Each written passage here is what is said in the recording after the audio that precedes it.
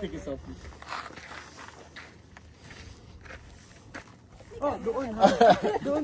Ups and downs. What are you doing? And knowing, being married to you for the last 20 years.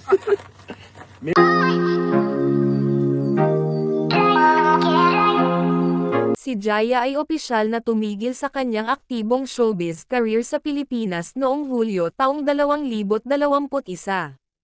Nagpasya siyang lisanin ang bansa at bumalik sa Estados Unidos kasama ang kanyang pamilya upang doon na manirahan at magsimulan ng bagong buhay.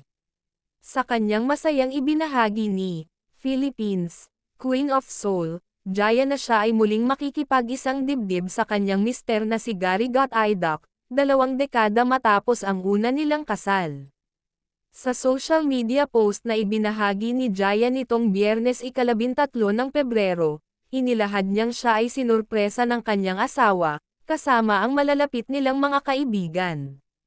Sabi ni Jaya sa kanyang naging caption sa kanyang social media, "Kaya kaka-engage lang namin, noong February 8 sa Colorado Springs. Ang aking asawang si Gary, ay sinurpresa ako kasama ang aming mga kaibigan sa pamamagitan ng The Garden of the Gods. What? Wala talaga akong ideya na gagawin niya ito. Ikinasal kami ng isang Huwes noong 2006 habang ako ay 6 months na buntis. Pero pareho kaming gustong gumawa ng simpleng church wedding ngayong taon. So I guess kailangan talaga niyang mag-propose," saad ni Jaya. Ipinaabot din ng singer ang kanilang pasasalamat sa Diyos at sa asawa, matapos ang muling pagpo-propose nito. Ani Jaya, "Alam naman nitong, yes, ang magiging sagot natin. Mahal, salamat sa pagtatanong sa akin at alam mong palagi akong magsasabi ng oo. Nagpapasalamat ako sa Panginoon sa pagpapanatiling magkasama sa lahat ng 20 taon na ito.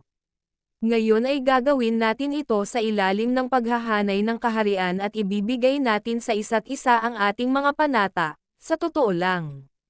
Sa gitna ni Hesukristo, ang ating mga anak at mahal na kaibigan, sa wakas ay masasabi nating gagawin ko at gagawin ko. I love you forever my love," pagtatapos ni Jaya. Take a selfie. Oh, doon. Doon.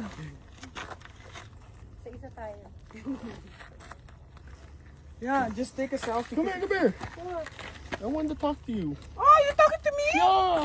What are you doing? So, honey, What happened? this last 20 years What the heck? that we've been married has been like, we've been through a lot. We've been through ups and downs. What are you doing? And knowing, being married to you for the last 20 years made me realize that Jesus is alive because of how. Are you serious? Yes.